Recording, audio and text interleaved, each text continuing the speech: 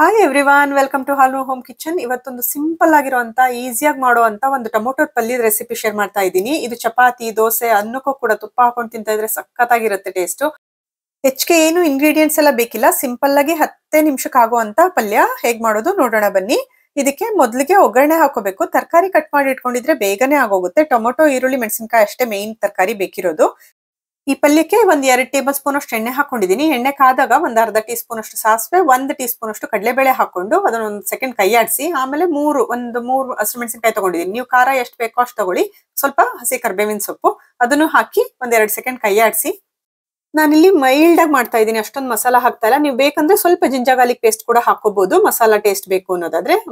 ಮೆಣಸಿನಕಾಯಿ ಎಲ್ಲ ಸ್ವಲ್ಪ ಒಗ್ಗರಣೆಲಿ ಹುರ್ಕೊಂಡ್ಮೇಲೆ ನಾನು ಆನಿಯನ್ ಹಾಕ್ತಾ ಇದ್ದೀನಿ. ಇಲ್ಲಿ ಮೀಡಿಯಂ ಸೈಜ್ದು 2 ತಗೊಂಡಿದ್ದೀನಿ, ದೊಡ್ಡದಾದ್ರೆ 1 ಸಾಕಾಗುತ್ತೆ ಆನಿಯನ್. ಇಲ್ಲಿ ಟೊಮೊಟೊ ಇವತ್ತು ನಾನು 4 ಟೊಮೊಟೊದು ಪಲ್ಯ ಮಾಡ್ತಾ ಇದ್ದೀನಿ, ಅಷ್ಟಕ್ಕೆ ಇಷ್ಟು ಈರುಳ್ಳಿ ಸಾಕಾಗುತ್ತೆ. ಈರುಳ್ಳಿ ಅಥವಾ ಆನಿಯನ್ ಎಲ್ಲ ಸ್ವಲ್ಪ ಸಾಫ್ಟ್ ಆಗೋ ತನಕ ಹುರ್ಕೊಳ್ಳಿ. ಅದಾದ್ಮೇಲೆ ಟೊಮೊಟೊ ಹಾಕ್ಬೇಕು. ಟೊಮೊಟೊನ ಸ್ವಲ್ಪ ಮೀಡಿಯಂ ಸೈಜ್ ಕಟ್ ಮಾಡ್ಕೊಂಡು ಒಂದು 4 ದೊಡ್ಡ ಸೈಜ್ದೆ ಟೊಮೊಟೊ ಹಾಕೋತಾ ಇದ್ದೀನಿ. ಮೀಡಿಯಂ ಫ್ಲೇಮ್ ಅಲ್ಲೇ ಇಟ್ಕೊಂಡು ಒಂದು 3 ರಿಂದ 4 ನಿಮಿಷ ಕೈ ಆಡಿಸ್ಬೇಕು. ಟೊಮೊಟೊ ಎಲ್ಲ ಸ್ವಲ್ಪ ಸಾಫ್ಟ್ ಆಗೋವರೆಗೂ ಬೇಯಿಸೋಣ. ಟೊಮೊಟೊ ಎಲ್ಲ ಸ್ವಲ್ಪ ಸಾಫ್ಟ್ ಆಯ್ತು, ಒಂದು ಅರ್ಧದಷ್ಟು ಬೆಂದಿದೆ. ಇದಕ್ಕೆ ಇವಾಗ ಒಂದು 1/4 ಚಮಚ ಅರಿಶಿನ, ಅರ್ಧ ಟೀ ಸ್ಪೂನ್ ಅಷ್ಟು ಉಪ್ಪು, ಮತ್ತೆ 2 ರಿಂದ 3 ಟೇಬಲ್ ಸ್ಪೂನ್ ಅಷ್ಟು ತೆಂಗಿನಕಾಯಿ ತುರಿ, ಫ್ರೆಶ್ ತೆಂಗಿನಕಾಯಿ ತುರಿ ತಗೊಂಡಿದ್ದೀನಿ. ಬೌಲಲ್ಲಾದ್ರೆ ಒಂದು ಅರ್ಧ ಬೌಲ್ ಅಷ್ಟು ತಗೊಳ್ಳಿ, ಚಿಕ್ಕ ಬೌಲಲ್ಲಿ. ಅಷ್ಟು ತೆಂಗಿನಕಾಯಿ ತುರಿನೂ ಹಾಕೊಂಡು ಚೆನ್ನಾಗೆಲ್ಲ ಮಿಕ್ಸ್ ಮಾಡಬೇಕು.